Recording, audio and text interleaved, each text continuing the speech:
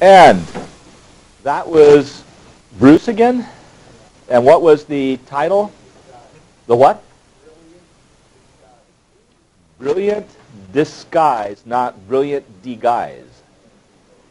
Okay, not from Brooklyn. Do we have questions on 6.4, 6.3, 6.2, or 6.1? That's where I'll start. And I promise today I will go back and answer questions on 5.7, I think it is, and 5.8. But first we're going to focus on 6. So this is our tutorial and trying to bring things to some kind of closure. I'm hoping that you are feeling okay. So questions. You start either from the computer, from the book. What kinds of questions do we have? Kim? Okay, what about 6.3? 6.3 is okay? 6.2 is okay? 6.2 is okay? I just need to get an idea of what is okay or not. So going once, going twice. 6.2 is gone. What about 6.1? Do I hear anybody on 6.1? Going once. Going twice. It's gone. I'll take that. If you had a question, I will.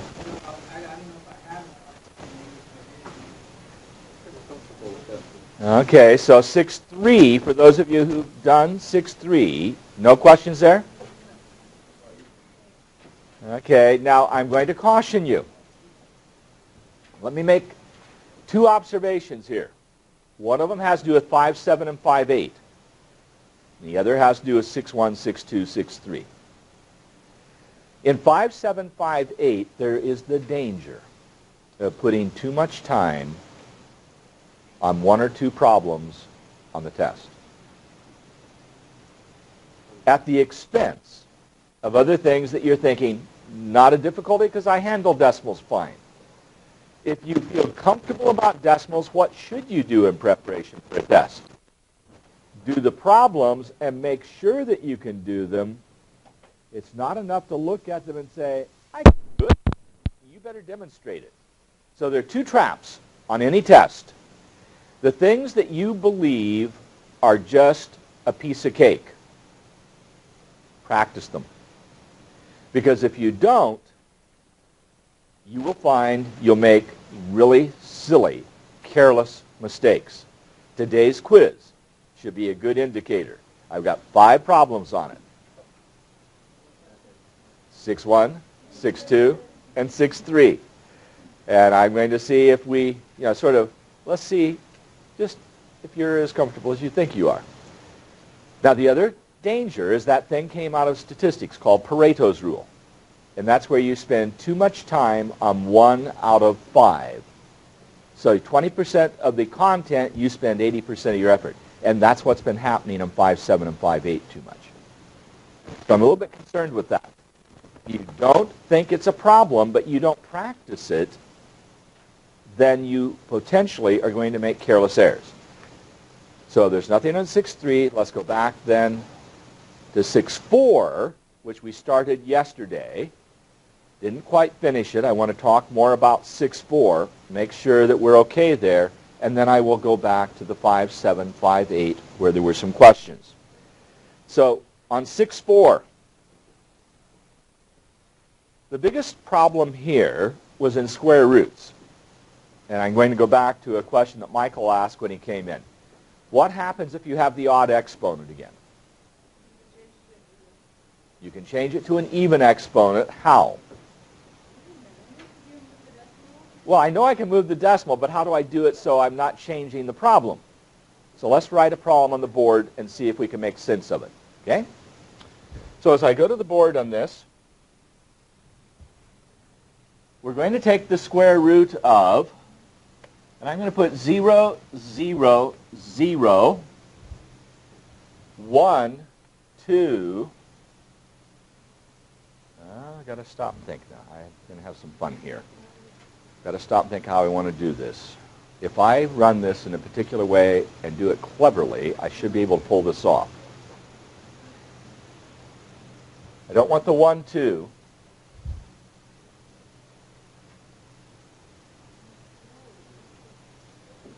Okay, I'm going to try a 16.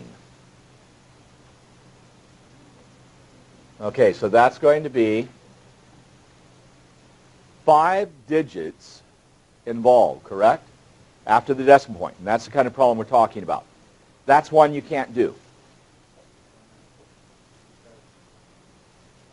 Well, I'll rephrase that, James. It cannot be done with the rule that the author's using, which is count the number of digits after the decimal point and then cut it in half, because you can't have 2.5 digits.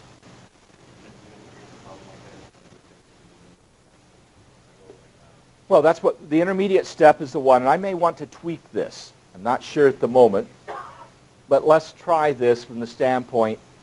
First, as a 1.6,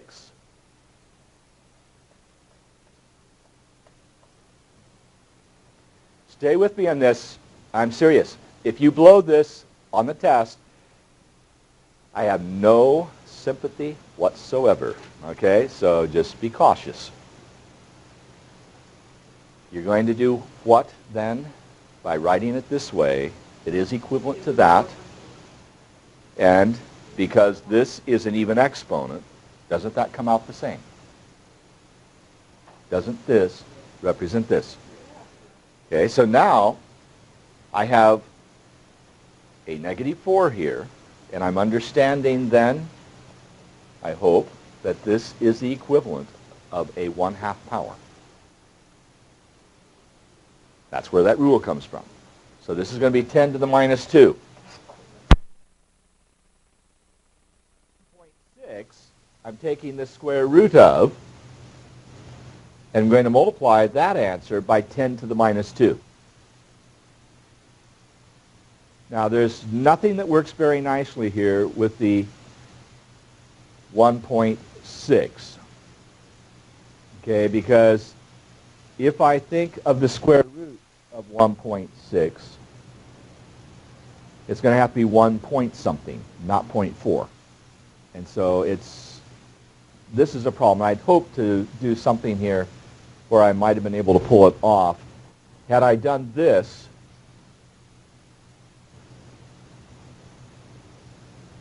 then it would have been easy to do, because the square root of 1.69 is what? 1.3. Okay, that would have been easy. But if I'd had it in this way, then what could you have done? This was an even number of digits, which was 6, so you'd have 10 to the -3 times the 13. Okay? And this is going to be, now did I lose a, just a minute, I have 6. That would become 10 to the -3 when I divide by 2, and I have 169 and take the square root of that, so that's going to give me a 0.013, correct? And that's exactly what I'm going to get here, is a 0.013. So I can illustrate the process better here, but I wouldn't need to do it because this was an even exponent here. What I'm losing some of you on is this was the same as 69 times 10 to the what? -6. That's where I argued. The square root of each then gives you 10 to the -3 and 13.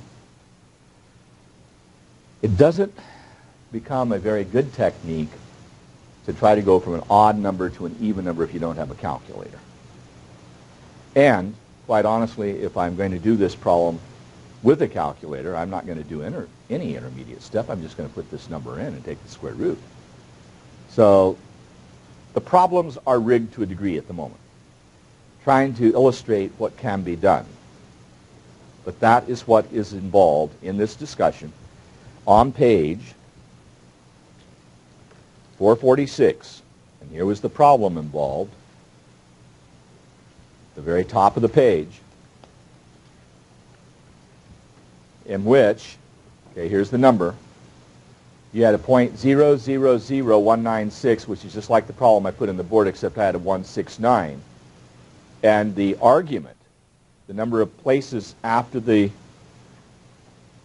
number of digits after the decimal point, where he argues here, 6 places, the square root will have half as many. Okay, Michael, question? No. Okay. Is there any discussion in that? Because that's a problem which isn't all that practical from the standpoint of what you do. And again, one of the things I have to remind you about, that there are certain things we do in here to try to emphasize a process that you won't use in algebra very much. And this is one of those areas that in algebra is not a big issue at all. So if we look at the problems on 6-4, and this is where I didn't really have much of a time to finish off yesterday, I want to look at 57 on page 450 in terms of what I expect to see there. Now, I hesitate to explain what I want to see based on what may happen if you have a computerized problem. Now, what I want to see in a solution here, okay, leave that on the screen for a moment if you would, Ernie. I'm to the point where up in the front board I don't have any chalk of any size whatsoever, and not a whole lot over here, so we'll get a little bit going. But the problem, I don't want to see you write out the A 5 times. Now, I'm not sure what they're going to want in the computerized base, but let me write the problem. This is number 5-7. And the problem is a negative 3.03, a to the 5th, b, and I'm going to put a 1 and a c to the 1st. It is over a negative 20.2, and I think there's a place to get trapped if you aren't careful, a to the 4th, b to the 1st. Now, going to the board. If you aren't careful, I could see writing 3.03 and here writing 2.02, just because the first one came right after the first digit. That is the decimal point. Now, the answer has to be positive, correct? Okay, and you get into a question here, and you just take a moment to get the computer booted up. What will go into both 202 and 303, irrespective of the decimal point? What common factor? Forget about the decimal point for a moment. What common factor will go into both of them? What? James, I think you had it. 101. This is 2 times 101. This is 3 times 101 without reference to the decimal point. So I would be inclined to go ahead and say this is 3.03 over 2.02 times 10 to the 1st for the first part here, okay? Because then this becomes what? 3/2. One more time. 1.01 will go into 3.03 3 times, so that cancels. 1.01 will go into 2.02 2 times, and that cancels. I still have a 10 to the 1st here in the denominator. 3/2 is what? 1.5 divided by 10, 0.15. That beats the heck out of doing the long division. You don't buy it.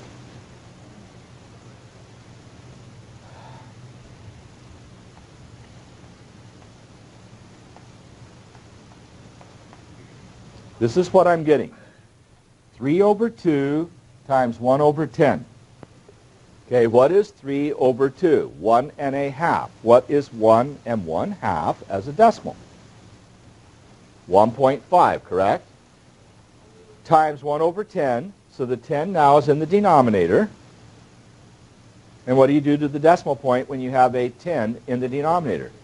One place to the left, so that becomes 0.15. That's what I was hoping that you would see without. I had 20.2. I had to have these so that the decimals were comparable. A 3 point, a 2 point. So I wrote 20.2 as 2.02 times 10 to the 1st in scientific notation. Now, what's the alternative?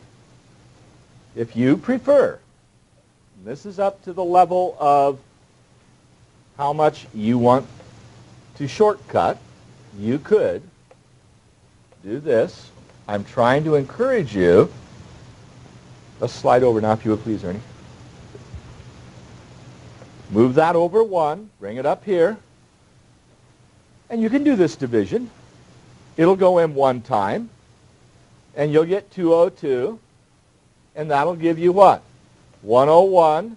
You'll bring down a 0, and you'll realize that'll go 5, and you can play that. That's a good Math 10 problem. And if you want to stay in 20 forever, that's a good place to stop. Okay? But if you plan to move on, then this should make some sense to you, what I did right here. So you make the choice, where you are or where you're going. Now with that, we aren't done. What am I now going to do? Subtract exponents, because I have an a to the 5th and an a to the 4th. So I want to see a to the 5 minus 4. Now what is the text going to encourage you to do? A times A times A times A times A over A times A times A times A. This is like putting 4 rows of zeros when you're multiplying. Remember this problem? Let's say I have 55 and I want to multiply by 0.00002. I'll make it even easier because I will rephrase that. I'm going to multiply by 20000. This is where I got upset when you said 0, in fact I better have another 5. 0, 0, 0, 0, 0, 0, 0, 0, 0, 0, 0. Then finally I get what? To multiply by the 2.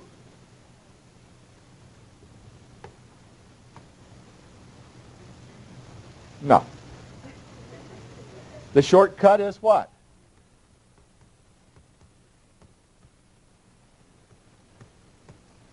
Write these 4 zeros down, and then take 2 times 5 is 10, gives you an 11, it gives you another 11, and you have your answer. Okay, that's the difference between pre-10 and after 10. Okay, this is the 5 A's, and then canceling the 4 A's. That's not where you need to be. Okay, now what? B to the what? 1 minus 1. And C to the first. Now what's understood about B to the 0? Now it doesn't cancel. I know what you're saying, but it's cancel. B to the 0 is 1. So you substitute for this a 1. Because B to the 0 is 1. Anything other than 0 to the 0 power is 1. So you aren't canceling something, you're substituting. Yep. And 1 times C happens to be C.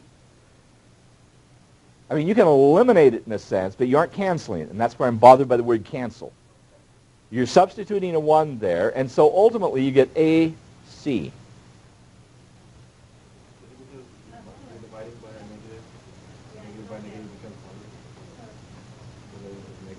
Now, wait a minute. I had a b to the first over a b to the first. That's just b over b.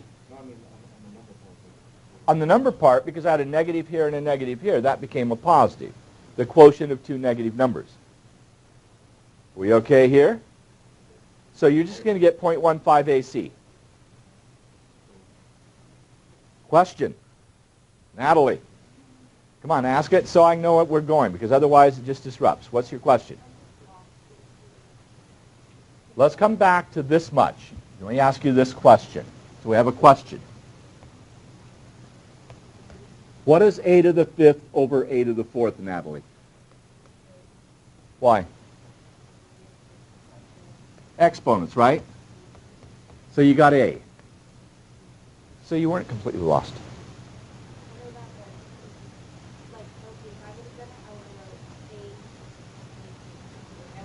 But what about the b over b? You would have canceled them, hope. You wouldn't have had the first and the first. You just said, I'll cancel those out. But what I'm saying is you've got to go a step beyond there. If you're going to use the basic rule that says a to the m over a to the n, subtract exponents, then you should be able to realize that that's b to the first over b to the first, which is b to the 1 minus 1. That's b to the 0, which is 1. That's got to be part of your memory bank now. And in terms of, you need to understand some other things, where the requirements are at this point. Just to get the associate, starting next year, you will not just go through a Math 70, you will have to have Math 90. An intermediate level algebra, which is what you're going to need to transfer into a 4-year school, because you will have to have a 100 level course before you do that. Which means like the 134 that you were watching last semester when that was the stat course. But the key is not where you are, it's where you're going. Okay? And so you really have to push yourself in some of these problems. Now, Ernie, I'm going to come to the sideboard, and I'm going to look at this the way it was intended in the text. So if you'll bring camera 1 here, free up camera 2, I'll go over there once you have that done. So I'll just wait for the camera to move. Okay, that's fine. You can go through there. Let's go back to the document cam. That's not a bad idea. That'll allow me to move, you to do what you're doing, and we'll all be happy. Okay. If we're going to play the game the way it is, leave that on the screen for a moment more, Ernie, if you will. I'm going to do this as another approach. And the key is to find something that will work for you. And here I'm going to have a negative 20.2 a to the 4th b. So here goes as we come to the side. I'm going to write this as negative 3 times 1.01 times a times a times a times a times a times b times c.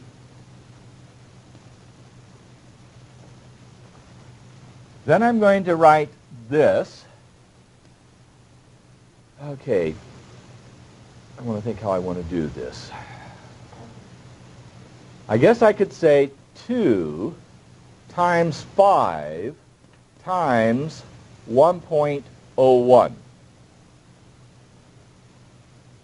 Thank you. Now, is that going to do it? That will be a 2.02 times, no, it won't. I need another 5. Will that do it? Hold it. I said another 5. Do I want 5 times? Okay, I've got 10 times 2.02. So that's going to be a 2 times a 5 times a 2 times a 1.01 times. I don't want these x's, sorry. So I better get those cleaned out and put parentheses. And then I have a times a times a times a times b. There.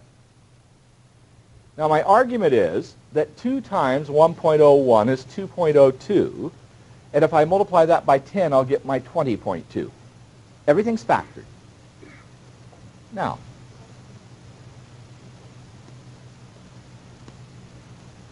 cancel the factors that are the same and put ones. Okay. What do I have left? Well, I have a minus 3 and an A and a C, okay, and that's over what? That'd be a positive at this point, and then I'd have a 20, correct? Well, I made that positive now. I had a negative over a negative, hence a positive. Okay?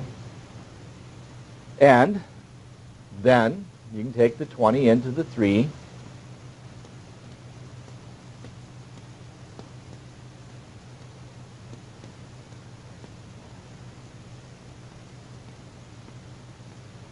Okay, and that will get you through the problem, because this then becomes 0.15 AC.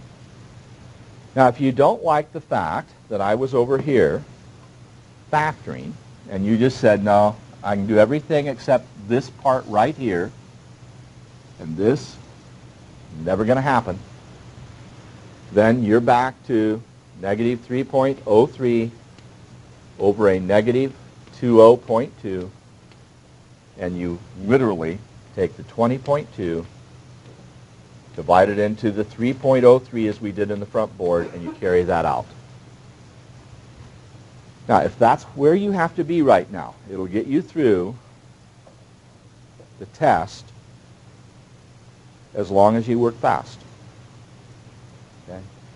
But it won't get you into 70 and keep you there. Okay, so that's the contrast I'm making between this solution and what we have there on the front board as we come back to camera 1, and we look at the middle of the board there, Ernie, where we had the number 57. You can see where that is, if you can just bring that in. That's the alternative. Okay, so the other thing that I was noticing as I went through today, and this is something we've got to discuss a little bit more. I'm sorry, Ernie, I should have had you go back to the document cam so that we could then zoom in. But in terms of what's in the book, the problems that are important from a pre-algebra point of view don't really happen until about page 450, about 50 problems into the set. Now, the other problems I've mentioned to you are Math 10. Everything in 449, even the square roots, we would have done in 10 if I decided to do square roots that way. It's not until you hit page 450 and you hit problem 53. This first problem on 53, so we cut to the document cam, that becomes a Math 20 problem. Okay, and there are only 13 problems in that group that go all the way, and I'm just going to slide down now, into these problems, which are solving an equation. Okay, now the question, if I think in terms of the number of problems, and this is strategy-wise, and I think this is something I'm hearing more and more as I listen to what you're doing on the computer. We have 65 problems, I believe it is. Starting at 53 as we go to the board, those are the problems that you should be focused on. That's where about 70% of your effort should be, because that's the pre-algebra part. The other part is the arithmetic we've done before, we've reviewed before, and you may need to go through some of it, but if you aren't getting through the assignments and you're getting about 70% of the assignment done before you run out of time, you're missing the most important part of the assignment in terms of the pre-algebra course. And I think that has something to do with the grades in the last couple quizzes. I don't believe there are more than a few problems in the computerized section there.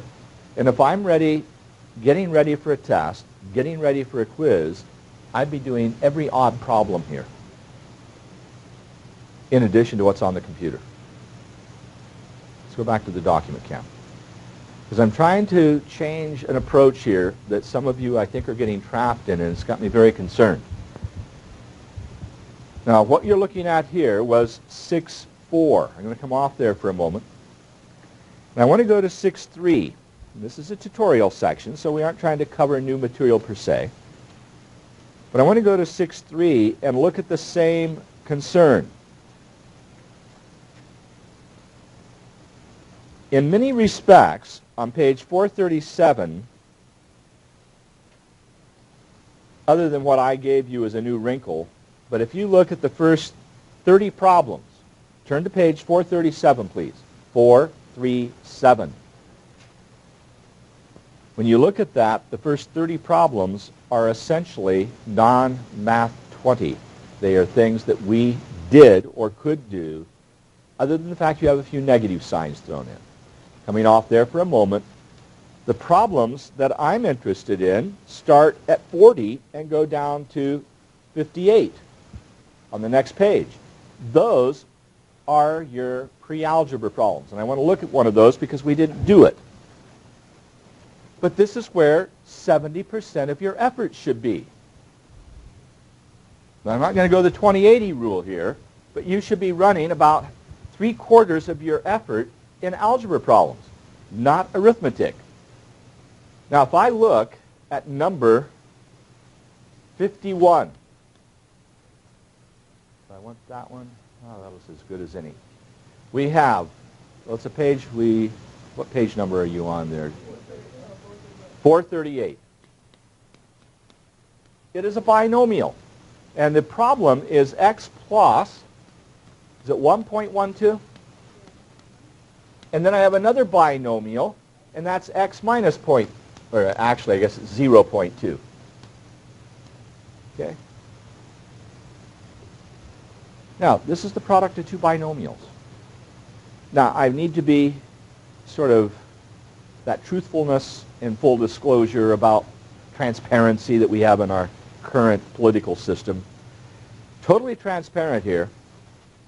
You aren't going to see problems like this in most of the algebra you do. It's contrived. You aren't going to see decimals. You will see a problem like this.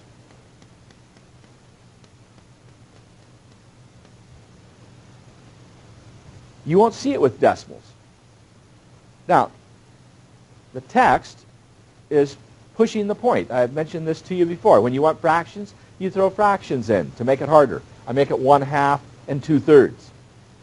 But in reality, when you factor, and this is going up through the entire sequence into a calculus course, you are not going to see things like this.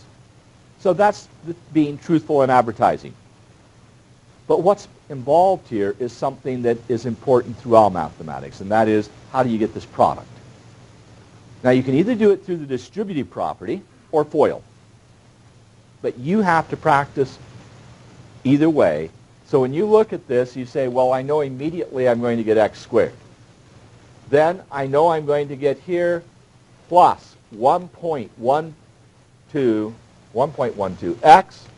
Then I'm going to take the outers, and I'm going to have minus 0.2x. And then I'm going to have a negative sign, and it's a 2/10 of this. So I would be inclined for the moment just to put my 2/10 there and my 1.12 and not get boxed in by an arithmetic problem at the moment. Take care of that at the end. But then, of course, that was using FOIL, the way I approached it that way. Folks, you need to do about 300 of those, not 5 of them. And what you're not getting in the appropriate level is enough of the algebra problems, because when I give the quiz, I give these problems on the quiz. I don't give the arithmetic problems. That's Math 10. We've done it. We'll review it, answer questions on it, but these are the problems that are going to determine your grade. And our quiz grades become part of your grade. Okay, a major part of it. And the last few quiz grades have not been up in that area of it's helping you. And what I tried to say the other day, if you want to prepare for an exam, look at 9 quizzes and get problems off there and ask yourself, could you do them on an exam now? And the scary part is, if you aren't able to do them on a quiz at the end of the week, and we put all that together for a major exam, you have less of a chance then than you did in the quiz. It is a little warning flag going up. Storm a-comin'. Now, I'm not done with this problem. What do I have to do? I have to add 1.12 to a negative 0.2.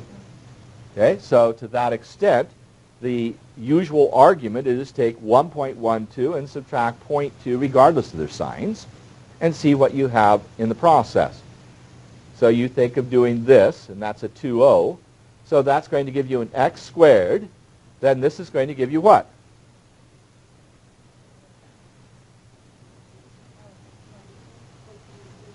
.92? I'm not multiplying. Remember, I'm subtracting. So that's I should have put a 0.92. And it's a plus because the sign in absolute value was larger here. Okay, so that's x. Now down here, and you're using decimals, and that's the whole argument of carrying this off here. That's 224, but now you have to locate the decimal, correct? And where does the decimal have to go? Right there, and you have the final answer. Now, that problem I've got to write out. This problem, you should be able, at this point, to do that in your head without any intermediate steps. X squared.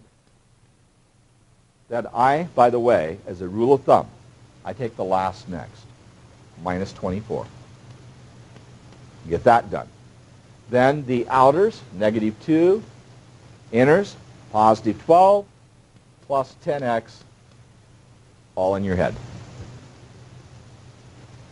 And that's where, again, 300 of them in your head. And if we were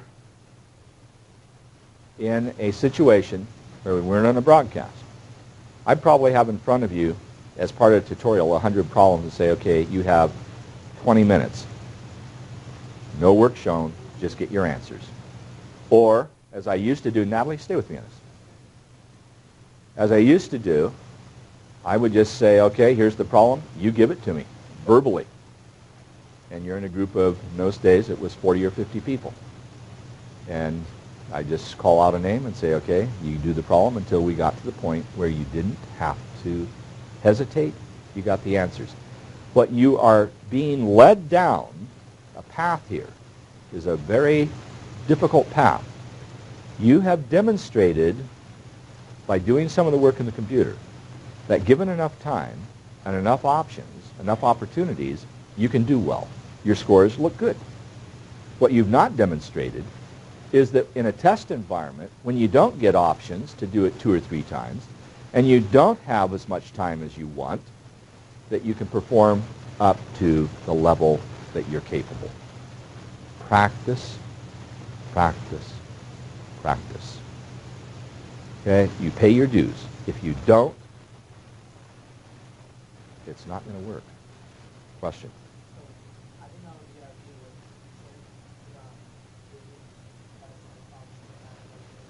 Well, but I can't do that as much as I'd like in the kind of format we're here, but what you do is take that same idea, and when you're out here before that class starts and you're sitting at that table, you have 40 problems that you've taken, and you do exactly the same thing. The argument is self-guided, self-directed at this point, where somebody else is not putting that on you. Now, I can provide you a book that has 300 problems in it. I can provide that to you and say, okay, sit down and go through it. I'll be happy to do that. But it's something you're going to have to create in your own doing, because something has to change for the grades to go up in the quizzes. Because the grades in the tests are going to reflect what you've done in the quiz. And if you're getting 5s, 6s, and 7s, there's where the test is. We have to spend the time on the problems that are in the algebra portion and not get yourself chewed up in the problems that are arithmetic. And again, about 70% of your effort, I think, is going into arithmetic right now. Okay, enough of my soapbox. Now, 5, 7, and 5, 8. Some of you are still hassling problems there. So, Michael, start with 5, 7, or 5, 8. What problem do you want to look at? It was on the computer. It was Okay. it was a word problem. Can, I don't have it written down. okay, somebody may have it. It has to do with giving somebody an antibiotic. Okay, an antibiotic problem. Okay. Okay, James has some information. Okay,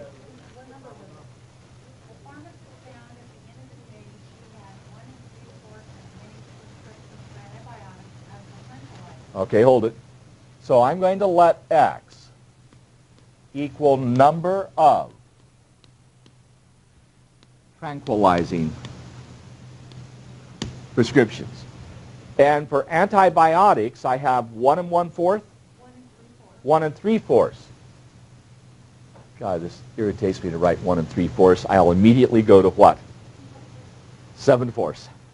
Okay, so I have 7/4 x, the number of antibiotic. And I should put prescriptions. Okay, so number of antibiotic prescriptions. Okay, now, more information, I hope. Okay, so if I take these and these, together I should have 44. So that says that x plus 7/4 x should be, need a place for the x, should be 44. Now, if you got there, 7 points out of 10. Okay, but you got the important part. That's the hard part. Now, at this point, the place that you get messed up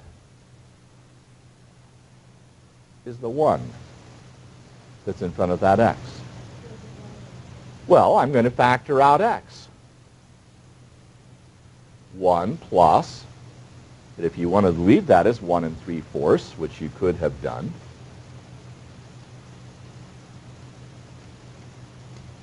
but that's 2 3/4, also known as 11/4.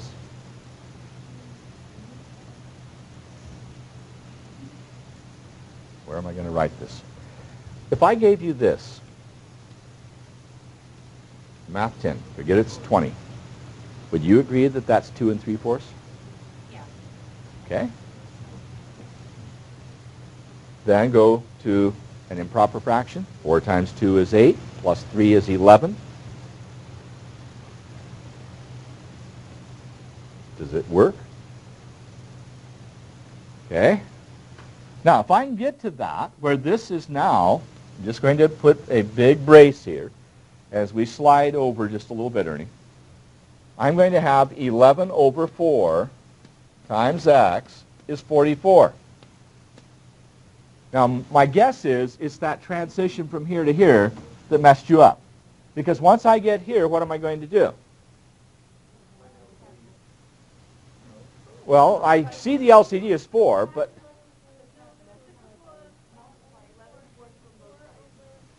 Okay, I've heard about 5 different things, and none of them where I really wanted to hear. First, I cannot subtract 11/4 from both sides because it's a factor, not a term. I have to either divide by 11/4 or multiply by the reciprocal of 11/4. Question?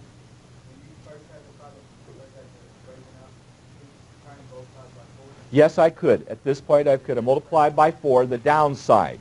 That would give me 4x plus 7x equals 176. I don't like big numbers. But yes, I could. Eliminate that denominator right out of the gate, and that would eliminate, you're correct, James, that would eliminate this mixed number and the nonsense there, and maybe that's what I should have done because this is getting in the way. So what James is suggesting, and something I've said before, given a denominator, get rid of them out of the gate, multiply both sides by 4, that becomes 4x, that becomes 7x, that becomes 176, then you're on your way. Now, I'm going to get there in a couple of different ways. One, I can multiply both sides here by 4, and I'll get exactly what James is saying. I'll get 11x equals 176. Or I can do exactly what Sandra is saying. Multiply by the reciprocal, 4 11s. Okay? And that'll give me 176 over 4. Or I can divide both sides by 11/4. Invert and multiply. Any way you cut it, I'm going to get 176 over 11. And that's going to go 16 times. Right? So this is going to become 16. Now, in a sense, the answer here is nearly the unimportant part. The important parts are how did you translate from here down to this equation? Now, if you can get that, seriously, of the difficulties we have, that's probably the hardest part of these problems. Translation. Get to your equation. Now, you get to this point. This little routine I did here was supposed to be comfortable because we've been there. But if it's not, it's sounding more and more as we do these problems. Get rid of your fractions as quickly as possible. Okay? So multiply left and right side by 4. Use the distributive property. Do what James said. And get rid of this hassle down here so you aren't having to add fractions. But what was the whole point of the text? That you're reviewing fractions. And that was why this problem was intended as we did it here. Because you're working with fractions, not get rid of fractions. Now that's where we get into the truth of advertising, because there's no way as a person doing problems like this in mathematics, at the level I would be doing a problem, I'm going to multiply by 4 and get rid of it. Get rid of that denominator right out of the gate just because it's a nuisance. So your choice. But you got the statement of the problem. That's good. That was excellent. And it appears it bothered at least 3 of you. Now, were all of you able to get to here? And then it was how to go from the next step. Okay, but your intuitive sense, get rid of that 4. Well, not until, okay, the question is, when I get that 7/4, I can't do anything until I combine like terms. And that's where I use the distributive property to help you see it. Now, if I look at that, and I say, well, I've got 1x and 7/4 x, and I say, well, if I had 4 over 4x and 7 over 4x, I could add them and have 11 over 4x. And you don't have to use the distributive property. 3 different levels of performance here. Statement of problem to equation. High priority. You can't get there, you won't finish it, period. The next is what do I do with that equation to solve it? That's where we're getting hung up with the fractions. Okay. Any other question on this problem? Because it bothered at least 3 of you. Any other questions in 5.7 and 5.8? I mean, we're down to just one question in that. And that's it. Everything else you've got. Kim. Plane A and plane B, I plane. Okay, so we're in 5.8 and we've got 2 planes, A and B. Okay? Now what are these planes doing? Flying directly toward one another. They're going to play chicken. Okay, so let me go to a place where I have some space for a diagram. They're going to be in the sky, right? So all I need is some space either at the high part of the board or we can ground them and go low part of the board. And James, you're pointing over there. I think you're right. You got more space over there. So Ernie, we're going to go for a walk. Okay, so we've got 2 planes, A and B. They are flying to each other. They're going to meet in the sky. This is not the wise way to do this. Wave to each other as you go by. Okay, next part of the problem. Plane A is flying at Mach Mach 3, which is 2,000. 3? Okay, Mach 3. Oh, That's the way we say it, I think. Mach 3. which is 2,225. 2,225 2/5. and 2/5. That miles per hour, right? Okay. 2/5. Thank you. And Mach 2, which is 1,483. 1,483 and 3/5. Gotta love those fifths. Miles per hour. Okay. The 2 planes are 20 miles apart. 20 miles apart. Not very far. 20 miles apart. Okay. So that's one plane in Manteca. One plane in Modesto going towards each other. How much time do they have before they have to make a diversionary move? Not very long at these speeds, okay? So that's when you say 20 miles apart is dangerously close. Okay, so that's when the air controller says, oh boy, I've got 5 seconds to react. And they say, you go up 1,000, you go down 1,000, and you go, shoo. Okay. We want to know time, right? So T for time? Is that okay? Well, I'm going to let T equal time before crash. Okay.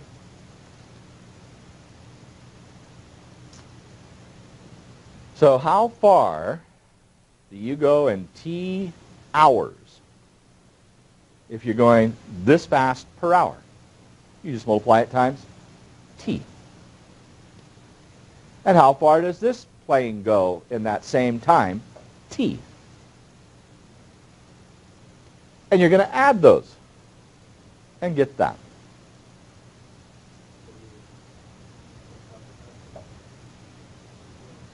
Well, at this point, because I don't have a lot of space left for these planes to maneuver, I'm going to add these two and say that's equal to what?